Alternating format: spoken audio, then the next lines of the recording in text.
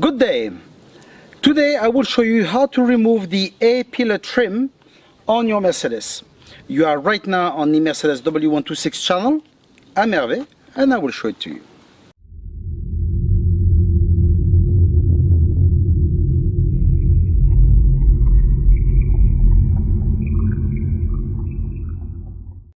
We will start by removing the rubber that we've got here for the door. For this we simply pull it outwards and it should come off.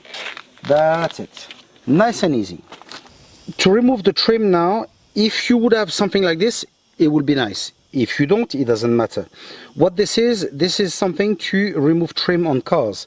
You will find it on eBay, on Amazon, etc. Okay, so I'll use something like that to pull it out a little bit from the chassis. Okay, and then we'll use a fine flat screwdriver as well. Okay, as I say, if you don't have that, it doesn't matter. Use something a bit similar and that will be it. I will show you first with the part dismantled, so like that you can see what I'm talking about. If you've got this, you can use it to pry it out a little bit from the chassis of the car.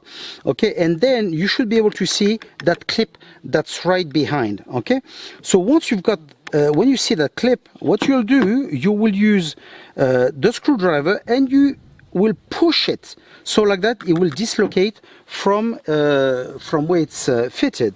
Okay, I will try and show you a bit better.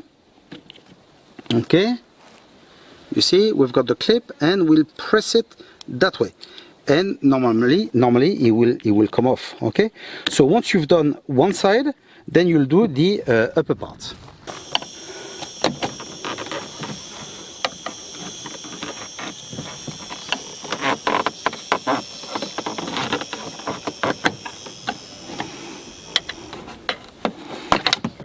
As you have seen, it's pretty straightforward, so there's no problem here.